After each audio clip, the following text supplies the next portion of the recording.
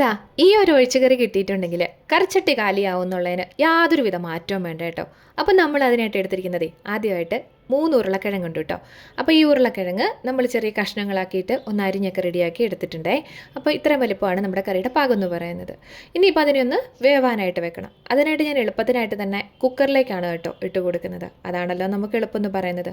ഇത് മാത്രമല്ല, ഇതിൻ്റെ കൂടെ നമ്മൾ കുറച്ച് പയർ എടുത്തിട്ടുണ്ട്. വൻപയറാണേ, നല്ല ടേസ്റ്റ് ഉണ്ടാവും.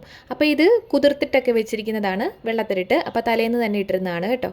പിന്നെ വേണ്ടിയത് കുറച്ച് കറിവേപ്പിലയും എരിവിന് ആവശ്യത്തിനനുസരിച്ചുള്ള പച്ചമുളകും കൂടിയാണ് കേട്ടോ. പിന്നെ കറിക്ക് ആവശ്യത്തിനുള്ള ഉപ്പ് കുറച്ചുകൂടെ നമ്മൾ ചേർത്ത് കൊടുത്തിട്ടുണ്ട്. ഇനിയിപ്പോൾ വെള്ളം ഒഴിച്ചു കൊടുക്കുക.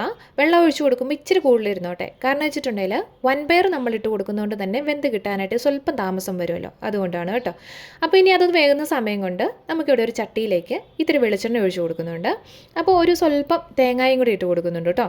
അപ്പോൾ തേങ്ങയും കൂടാതെ ഒരു 4-5 കൊച്ചുള്ളിയും കൂടെ, പിന്നെ വേണമെന്നുണ്ടെങ്കിൽ ഒരു വെള്ളുള്ളിയും കൂടെ ചേർത്ത് കൊടുക്കാം. പിന്നെ 1/2 ടീസ്പൂൺ ചെറിയ ജീരകവും കൂടെ ഉണ്ട്. അപ്പോൾ ഇത് നമുക്ക് എൻ്റെ പച്ചമണം ഒന്ന് മാറുന്നിടം വരെ ഒന്ന് റെഡിയാക്കി എടുക്കാം കേട്ടോ. അപ്പോൾ വെളുത്തുള്ളി ഞാൻ പറഞ്ഞല്ലോ വേണമെന്നുണ്ടെങ്കിൽ ചേർത്താൽ മതിയെന്ന്. ഗ്യാസിൻ്റെയൊക്കെ പ്രശ്നം ഉണ്ടെങ്കിൽ നമുക്കൊരു കഷ്ണം വെളുത്തുള്ളിയൊക്കെ ചേർത്ത് കൊടുക്കുന്നത് നല്ലതാണേ. അതുകൊണ്ട് ഞാനിപ്പോൾ ഇല്ലാതെ ചേർത്ത് കൊടുത്തെന്ന് മാത്രമേ ഉള്ളൂ. ഇത് മാത്രമല്ല, ഇതിനോട് വേണമെന്നുണ്ടെങ്കിൽ 2-3 കുരുമുളക് വേണേലും ചേർത്ത് കൊടുക്കാം. കറിക്ക് ടേസ്റ്റും ഉണ്ടാവും, അതായാലും കുഴപ്പമില്ല കേട്ടോ. പിന്നെ എരിവിന് നമുക്ക് വേണമെന്നുണ്ടെങ്കിൽ ഇതിൻ്റെ ഒപ്പം തന്നെ വറ്റൽമുളകോ മുളക് പൊടിയോ ചേർത്ത് കൊടുക്കാവുന്നതാണ്. ഞാൻ ഈ ഒരു കറിക്ക് എരിവ് വളരെ കുറച്ച് മാത്രം, കാരണം സാധാരണ എല്ലാ വീഡിയോയിലും തന്നെ ഞാൻ പറയാറുള്ളതാണ്, കുട്ടികളൊക്കെ കഴിക്കുമ്പോൾ നമ്മൾ എരിവ് വളരെ കുറച്ചല്ലേ ഉപയോഗിക്കാറുള്ളൂ, അതുകൊണ്ട്. പിന്നെ ഒരു 1/4 ടീസ്പൂൺ മഞ്ഞൾപ്പൊടിയും കൂടെ ചേർത്ത് കൊടുത്തിട്ടുണ്ട് കേട്ടോ. അപ്പോൾ ആ മഞ്ഞൾപ്പൊടിയും കൂടെ ഒന്ന് പച്ചമണം കൂടെ ഒന്ന് മാറുന്നിടം വരെ ഇതുപോലെ ഇത്രയും മതി നമുക്ക്. ഈ ഒരു പച്ചമണം മാറി നമുക്കെല്ലാം റെഡിയായി കിട്ടിയിട്ടുണ്ട്. അപ്പോൾ തണുത്തതിന് ശേഷം നമ്മളൊരു മിക്സിയുടെ ജാറിലേക്ക് ഇട്ട് കൊടുത്തിട്ട് ഒരു കുറച്ച് വെള്ളം കൂടെ ഒഴിച്ചു കൊടുത്തിട്ട് നന്നായിട്ടൊന്ന് അരച്ചെടുക്കാം.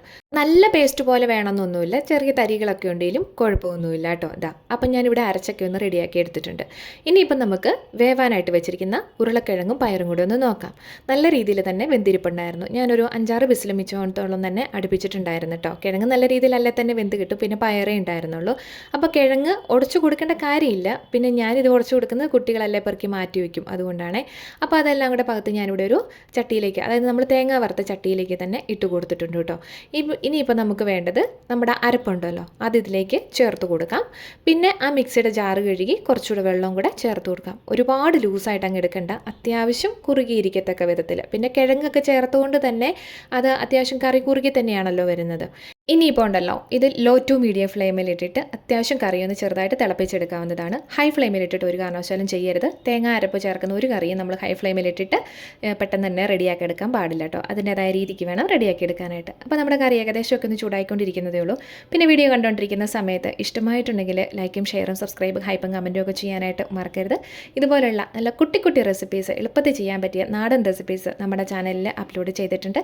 വീഡിയോ കണ്ടിട്ടില്ലെങ്കിൽ ഒന്ന് കയറി കണ്ടു നോക്കണം കേട്ടോ. അങ്ങനെ നമ്മൾ കറിയൊക്കെ ഒന്ന് മാറ്റി വെച്ചിട്ടുണ്ട്. ഞാൻ ഇതിനകത്തോട്ട് കടുകും കൂടെ പൊട്ടിച്ച് ചേർക്കുന്നില്ല, കാരണം എണ്ണ ഓൾറെഡി ചേർത്തിട്ടുണ്ട്. അതുകൊണ്ട് നിങ്ങൾക്ക് വേണമെന്നുണ്ടെങ്കിൽ കടുകും കൂടെ പൊട്ടിച്ച് ചേർത്ത് നല്ല അടിപൊളിയായിട്ട് ടേസ്റ്റി ആയിട്ട് കഴിക്കാവുന്നതാണ്. അപ്പോൾ വീഡിയോ ഇഷ്ടമായെന്ന് പ്രതീക്ഷിക്കുന്നു. വീണ്ടും കാണും വരെ ടാറ്റാ.